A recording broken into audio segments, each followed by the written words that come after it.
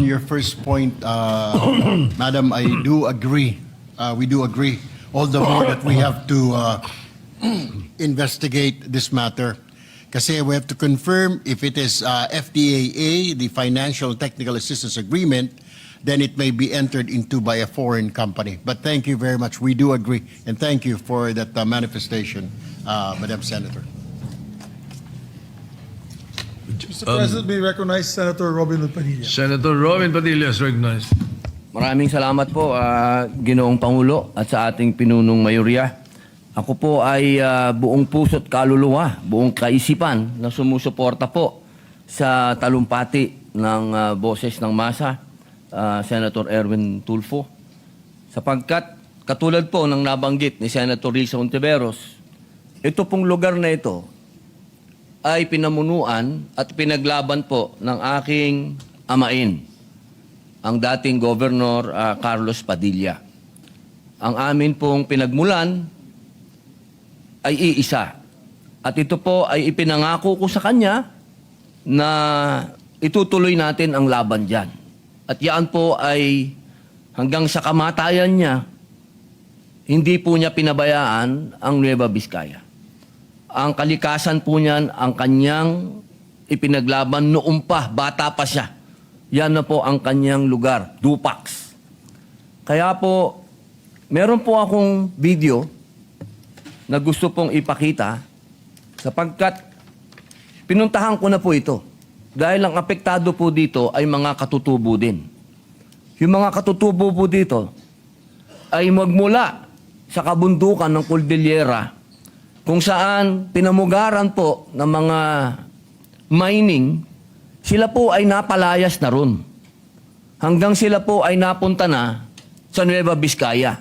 Ibig sabihin, magmula nung pinalayas sila sa Cordillera, bumaba ng Nueva Vizcaya, eto na naman po ang mga minahan. Nandyan na naman po ang pangil at kuko ng mga minahan na nagtatago sa mukha ng mga dayuhan pero ang nasa likod ay mga multicultural na Pilipino.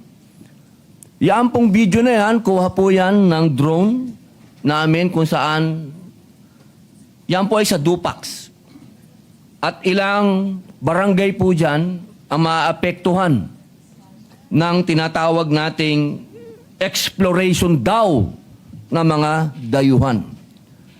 Ito pong ginawa nating investigasyon, nalaman po natin, Ginoong Pangulo, na ang taong bayan, maliwanag naman po, no, na dapat konsultahin yung mga barangay.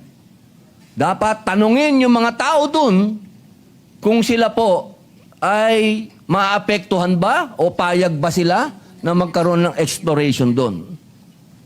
Alam niyo po, Ginoong Pangulo, nagkaroon po dito muli ng pangloloko. Sapagkat yung mga tao, sinabi po nila, oh, may nagpunta dito. Pero hindi po yung konsultasyon. Hindi po kami kinonsult. At nakakuha po ng permit itong mga dayuhang kuno na mag-explore. Ginoong Pangulo, malinaw po sa ating batas na dapat magkakaroon ng consultation sa mga barangay, sa mga taong maapektuhan, lalo na kung livelihood nila ang maapektuhan. Katulad po ng usapan namin ng ating boses ng masa, Senator Erwin Tulfo, nag-usap po kami. Sinabi ko po sa kanya, Sir, paano naman yan maglalakas loob? Yaang mga dayuhang kuno na mag-exploration kung hindi alam ng local government. Imposible na papasok yan dyan nang hindi alam ng local government. Hindi yan, napaka-imposible na yung sanggunian, ngayon lang sila magrereklamo kung kailan nakapasok na. Kaya sana po, katulad kanina, sinabi ko po sa ating ginoong boses ng masa, sana po iimbestigahan nyo po ito. Dahil sa akin pong pag-iimbestiga, talagang nagkaroon po dito ng matatawag natin na turuan. Turuan, pero habang nagtuturuan, continuous yung exploration doon. continuous yung ginagawa nung dayuhan puno na minahan. Hindi ko lang po mapangalanan kung sino talaga may-ari nito. Pero alam ko po, darating ang panahon. Papangalanan ko dahil alam ko kung sino ka. Nakatago ka lang. Nakatago ka lang sa pangalang ito dahil malakas ka pa ngayon. Pero darating ang panahon, mahuhubaran ka rin ng maskara. Pero sa totoo lang po, mga mahal kong kababayan, ito pong patuloy na pagsasamantala sa ating mga katutubo, wala na po silang mapuntahan. Magmumula sa isang lugar, tatakbo sa isang lugar, pagdating sa lugar noon, eto na naman ang mga minero. Sana po dumating ang panahon na ang totoong makikinabang. Kasi hindi naman, alam nyo, wala naman taong kukontra kung ang makikinabang dyan, yung mga taong nandyan. Ang nangyayari, yung mga taong nandyan, palalayasin ang makikinabang, yung mga multicultural na mayaman na, gusto pang maging mayaman.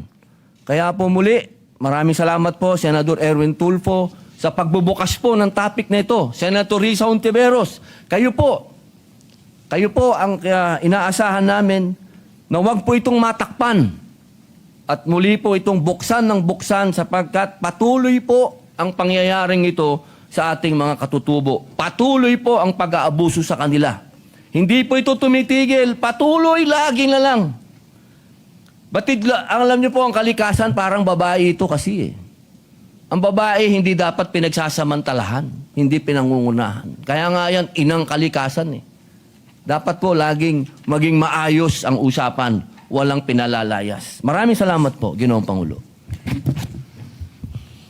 Maraming salamat po, Senator Robin. At nabanggit nga po ng mga kababayan natin doon na kayo po ay nakapasyal din ho doon. At tulad po ng inyong ama, ay kayo po inaasahan nila na matulungan sila.